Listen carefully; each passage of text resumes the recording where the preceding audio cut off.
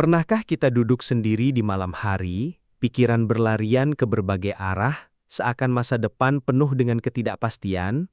Wajar, manusia memang diberi rasa khawatir agar hati-hati melangkah. Namun, yang membahayakan adalah ketika kecemasan itu berubah menjadi prasangka buruk, seolah masa depan pasti suram, gagal, dan penuh kesalahan. Padahal, masa depan adalah rahasia Allah. Kita tidak pernah benar-benar tahu apa yang akan terjadi. Pernah nggak kalian merasa hati ini penuh kecemasan, takut masa depan yang belum terjadi, atau terus dihantui masa lalu yang seharusnya sudah selesai? Padahal, semakin kita tenggelam dalam overthinking, semakin jauh kita dari ketenangan yang Allah janjikan. Assalamualaikum warahmatullahi wabarakatuh. Allahumma salli ala Muhammad wa ala ali Muhammad. Sebelum kita mulai, jangan lupa untuk like, subscribe, dan nyalakan loncengnya, biar semakin banyak orang mendapat ketenangan lewat pesan ini, dan semoga setiap klik jadi amal ibadah untuk kita bersama. Rasa takut berlebihan itu ibarat benih yang ditanam di tanah gersang. Bukannya tumbuh menjadi pohon harapan, justru menjadi duri yang menyakiti diri sendiri. Kita ingin sukses, tapi overthinking membuat kita lumpuh. Kita ingin rumah tangga bahagia, tapi prasangka buruk membuat langkah menuju pernikahan terasa menakutkan. Overthinking seperti jerat yang kita pasang sendiri, padahal Allah sudah menjanjikan jalan keluar bagi siapa saja yang bersandar padanya. Di dalam Al-Quran, Allah berulang kali menegaskan agar kita berprasangka baik kepadanya. Karena prasangka baik itulah yang menumbuhkan cita-cita. Kalau kita yakin Allah akan memberi jalan, hati akan tergerak mencari rezeki halal, memilih pasangan dengan bijak, membangun rumah tangga dengan iman. Sebaliknya, prasangka buruk hanya membuat kita ragu pada janji Allah. Maka, overthinking bukan sekadar masalah pikiran, tapi juga masalah iman. Apakah kita yakin Allah adalah sebaik-baik perencana? Masa depan memang rahasia, tapi bukan berarti gelap. Ia akan menjadi terang bila kita jalani dengan ikhtiar, doa, dan tawakal. Maka berhentilah berprasangka buruk. Ketika hati sudah yakin bahwa Allah tidak pernah meninggalkan hambanya, ketenangan akan datang dengan sendirinya. Overthinking hanya akan melelahkan, sementara husnuzon akan menumbuhkan semangat.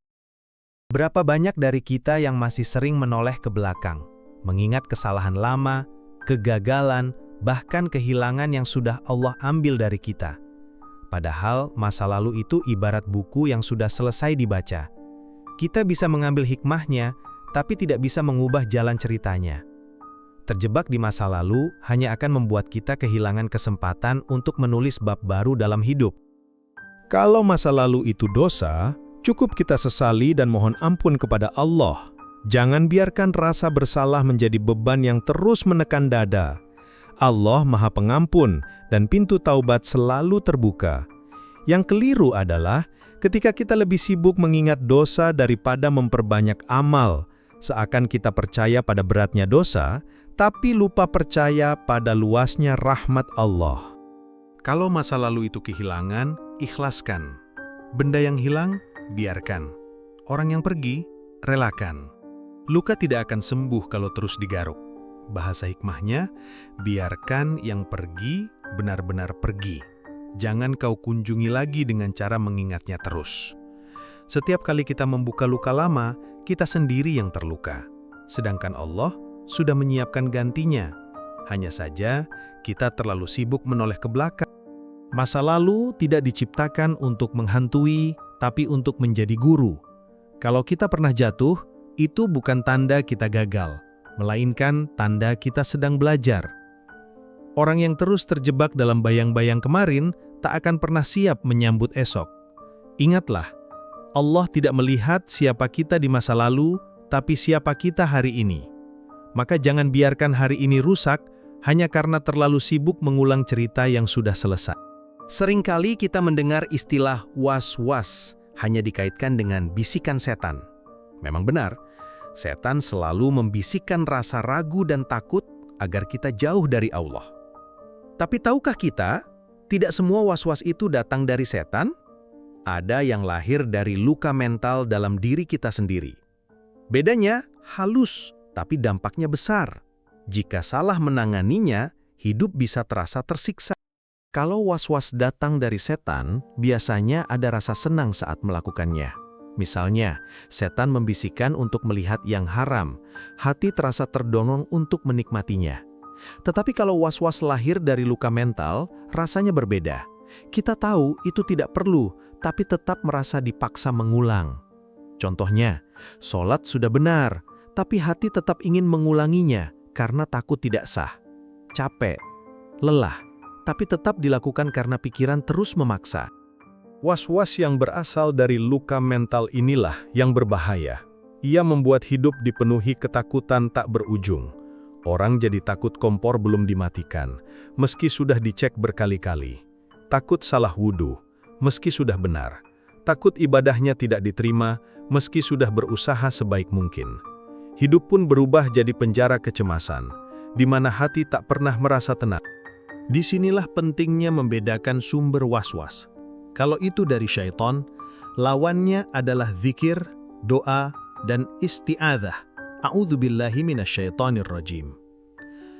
Tapi kalau itu dari luka mental, maka harus diurai dengan ilmu dan dibantu ahlinya. Jangan remehkan luka batin, karena ia bisa menggerogoti iman sedikit demi sedikit. Maka jangan malu untuk bicara, berdiskusi, atau mencari pertolongan. Sebab Allah pun menciptakan para ahli untuk menolong hambanya. Bayangkan hidup dengan rasa takut yang berlebihan.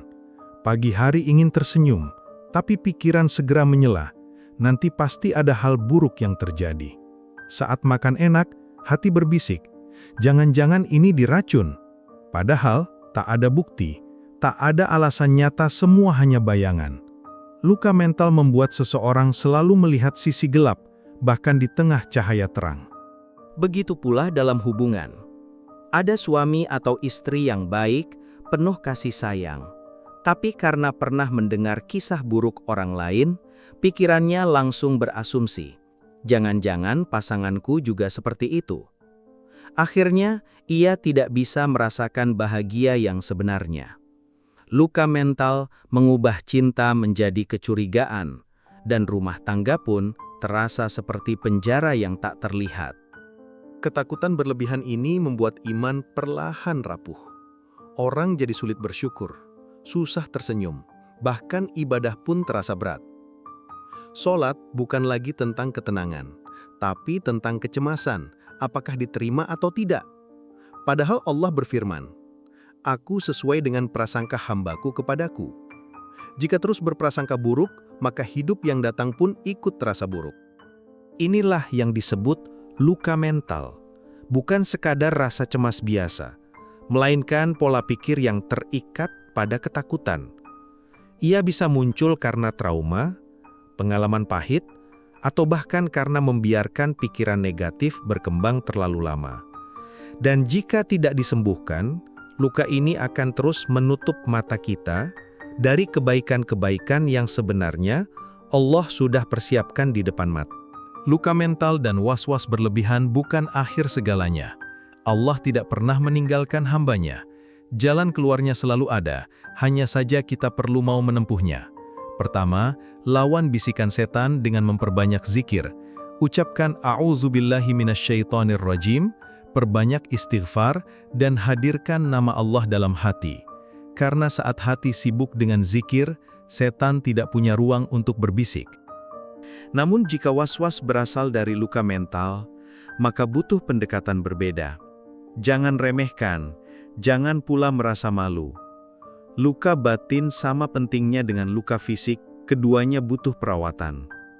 Disinilah peran ahli, psikolog atau konselor yang paham untuk membantu mengurai benang kusut pikiran. Dengan ilmu, mereka bisa menunjukkan bahwa rasa takut itu tidak nyata, hanya bayangan yang kita perbesar sendiri. Allah menciptakan ilmu sebagai cahaya. Jika ada ular di semak-semak, kita akan takut. Tapi setelah disemprot dan dibersihkan, ternyata tidak ada ular di sana. Begitu juga dengan pikiran kita, kadang bayangan buruk hanyalah ilusi. Ilmu membantu kita melihat kenyataan apa adanya, bukan seperti yang ditakuti. Maka, selain zikir dan doa, rawatlah dirimu dengan ilmu, nasihat, dan terapi yang tepat. Yang terpenting, jangan pernah berhenti berprasangka baik kepada Allah. Ingatlah janjinya, barang siapa bertawakal kepada Allah, maka Allah akan mencukupkan keperluannya. Quran Surat At-Talaq ayat 3. Masa depan memang misteri, tapi bersama Allah, masa depan bukan sesuatu yang menakutkan, melainkan ladang kesempatan. Maka kuatkan iman, tenangkan hati dengan zikir, dan jangan ragu mencari pertolongan. Sahabat, jangan biarkan masa lalu menahan langkahmu. Dan jangan biarkan prasangka buruk merusak masa depanmu. Hidup hanya sekali, dan Allah selalu bersama orang yang percaya kepadanya. Jika hati sedang cemas, ingatlah, zikir menenangkan, ilmu menyinari, dan pertolongan ahli bisa menyembuhkan.